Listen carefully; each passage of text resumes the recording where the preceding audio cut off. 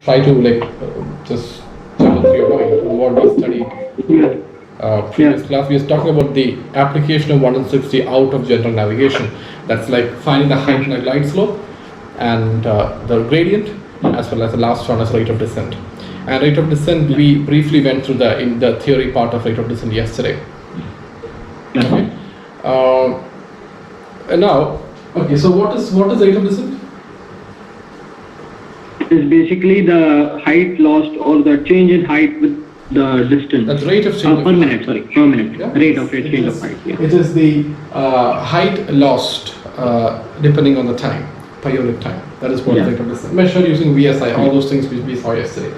So coming back to our basic diagram, so we have the center line and we have an extension of that we make to kind of bring the reference. What is it called? That is the extended center line. Right, and we have the aircraft coming all the way, crossing the threshold at some screen height and then touching down at the aim point. Right, this is to over there, but yes. So take for example, this is say for example 3D VI, normal glide slope, 3D glide slope, and if so, what was the gradient that we saw yesterday for a 3D glide slope? It was 5%. 5%. So we saw that doesn't matter what the range is, the gradient is always going to be 5%. And we saw what the actual meaning of gradient is. It is kind of the vertical height that you would lose expressed as a percentage of the horizontal distance that you would cover, right? So if you have a headwind, we saw that we are going to lose the same vertical height, but covering a lesser ground distance, and that is why you go low on your profile, right? On the other hand, if you have a tailwind pushing you all the way, you will be covering the same vertical distance, but now over a greater ground distance. Horizontal distance. Right, so that is how you can kind of look at the gradient thing. Now, what about rate of descent? Rate of descent basically, as we just said, is the height in feet that is lost per unit time, and the time is minute time. Minutes. Yeah. Right. Okay. So what if? So if you bring it back the basic equation for gradient that we studied yesterday, what was that? Gradient is. That is the ratio of vertical height divided by a range into 100. Into 100, range into 100. That's right. So basically, it's the vertical, the height, and the range h from the threshold. Yeah. Right. And if I divide this vertical and horizontal by time, I will get two different parameters which is measurable from the aircraft. The vertical height and the horizontal distance are measurable, but you get more kind of measurable parameters instantly from this kind of an equation if I divide both numerator and denominator by time. So rate of change of vertical height, rate of change of horizontal distance. What is the rate of change of vertical height? That is this thing. ROD. Right? So the same thing. So this can be written as ROD divided by what is this horizontal distance traveled per unit time? So it's on the ground actually. So what is that? Yeah. It is TAS. So I think it is a distance. The speed. It is actually the speed. I think we really have to put these things into a slot very soon. There's a lot of speeds, but it's not like every speed can go everywhere. So what is TAS actually? Well, we'll keep this guy here. We'll come back again.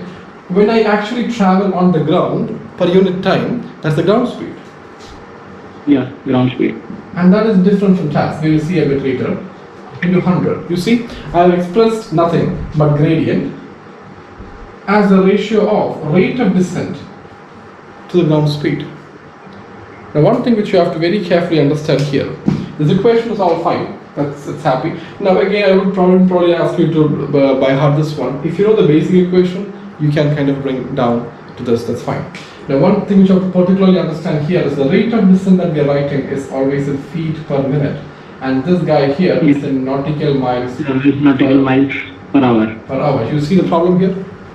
This is feet. This is nautical miles. This is minute. This is hour. As long as you can make this same, you will get the right answer. But the thing is, there is such kind of a problem as well involved here, right? Where you have to make the units in line. right? So let's make the units in line very quickly. But this is a basic equation, right? Rate of descent is in feet per minute, ROD in feet per minute. Let's convert everything to feet and minute. Ground speed, but ground speed, how will you convert ground speed into feet per minute? It's nautical mile per hour. Let's convert nautical mile to feet. That will be into feet. So into 6080. 80 feet, right? And per hour, and that is in minutes will be 60 divided by 60. and that's going to go up, right? Yeah, so into 60 we can do 60 into 60. into 100 as percentage. Yeah. Right? Okay. Yeah. Okay, we have the equation again here, but as we know that it's all these are 1 in 60 is mainly applied for it to be more useful in the aircraft. So these numbers are not really aircraft friendly. So we saw that we kind of make an approximation where we take 1 nautical mile is equal to 6,000 feet. 6,000 feet, right? So Yeah. if I replace this 6080 by 6,000 feet, Yeah. what happens here? Did you notice? Yeah. That percentage and that 60 just gets cancelled out and 6,000 easy, right? goes It off. just went away. There's no much concern. So now, gradient expressed in percentage again is simply Yeah. whatever rate of descent you have ROD in feet per minute. In feet per minute and ground speed in feet per minute. Again, FPM. Now, so what the ground speed value will be whatever value which you had in knots. You try to convert it, but then that got cancelled. So what value you put here is like 120 means 120 will be there, right? Yeah. The conversion factors all got cancelled out. Cancelled out. Right. So now how it is easy because that you can just whatever rate of descent you've got, you don't have to worry about units here. Just divide straight by ground speed. Now the only problem that we have here, and this equation is not wrong, but it is not accurate. Why? Because we have done an approximation here. Yes. Right, therefore it's not very accurate, but yes, for the exam as well, you can actually do this provided they give you this in a question, 1 nautical mile is equal to 6,000 feet. If that is not given, still you can find out using the normal method, you'll get a very close answer, but not the accurate answer. Understood? So you see how we can connect gradient to rate of descent and ground speed. Now very quickly tell me, what are these things here? Well, there are a lot many other speeds as well. We're not going into all these speeds now, but basically the basic speeds you can think about is indicator speed, task. Indicated. Yeah. Very quickly, can you tell me what these are? As a flying student. So, have you ever tried exploring this? We have discussed this once, right? But did you get a clarity? Yeah. Like indicated airspeed is the one which actually we are seeing on our ASI, Yes. which It is the dial we are indicated seeing by in the the cockpit. instrument. So as far as pilot is concerned, this is the speed which he actually wants. So all your speed, you say your flap extension speed, your VNO, VNE, all these speeds which you have for aircraft are all indicator airspeeds. But that is not a true airspeed. But who wants a true airspeed? Because if I tell you true airspeed, and if you cannot really find that in the aircraft, then there's no use. So that is why they tell you the indicator airspeed. So what is this thing here? So true airspeed is actually the speed at which the aircraft is flying with respect to the wind. The relative velocity, I guess. So relative velocity is very high ground speed coming up. So whenever you have a true airspeed and you have certain amount of headwind, the relative will be ground speed, task minus headwind, or if it is a tailwind, it's going to be task plus tailwind. That's the ground speed. The actual speed of the shadow of the aircraft, if you follow on the ground, that is going to be the ground speed, right? But then what is true airspeed? So when you talk about true airspeed, there is no wind. That is one thing you should have to understand. This is explained in nil wind condition. You must have studied this in your technical. You must have forgotten maybe. But in nil wind conditions, the speed of airflow over your wing is what is called as true airspeed. Right? So to expand this a bit more, it's nothing connected to this topic, but since you're juggling with these speeds, I thought of telling you. And since you're only flying, I think it's important to understand. Air is always considered as a parcel of air. That is why if a helicopter hovers all the way up and after 6 hours, it doesn't move, it just hovers, and after 6 hours, it gets back and lands. It is at the same place. It's not like it hovers up, the earth rotates for 6 hours, it's a new place. It doesn't happen, right? That is because the aircraft, at least all those which are very, very close to the earth, because of gravity, we are all part of an air parcel. So when the earth moves, the air parcel also moves, and therefore whatever is in the air parcel also moves. So you actually moving with the earth, right? So we are all in the air, it's an air parcel. It's also called, if it is kind of a moving air parcel, we call it air mass. Air mass is an air parcel with specific temperature as well as humidity property. We'll study that in meteorology, where this chapter called air mass is in France, right? So here, what I'm saying, yes. So the aircraft is right here. The time taken for the aircraft to travel from one end of the air parcel to the other end. Say for example, this air parcel is 10 nautical miles, and the air parcel takes 30 minutes. So what am I saying? What kind of an aircraft is that? It takes 5 minutes to travel along this air parcel. What is the speed of the aircraft? Here. In 5 minutes you travel 10 nautical miles. What is the speed of the aircraft? So just calculate. You don't take a calculator. Try, think about it. Okay, like 60, around 20 times. So 120 knots. That's it. So exactly the way you thought about it. It's 12 times, right? So it's 120 knots is the speed. 120 knots is the speed of the aircraft, right? 120 knots. That is what is known as the true airspeed. And you control your true airspeed using a throttle setting. So you have a specific RPM pitch, depending on the aircraft you're flying, and that throttle setting will actually give you the required RPM.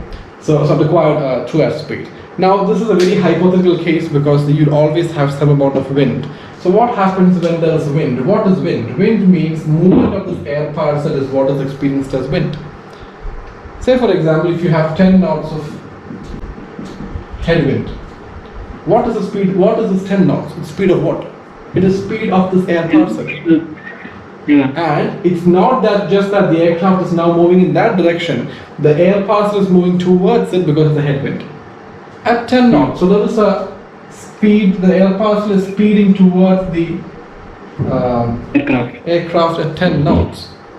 Right? Now you see that initially I have a building here and I have another building here. So when there was no wind, the aircraft, as the aircraft traveled from one end of the air parcel to the other end, the aircraft also traveled from the top of first building to top of second building on the ground.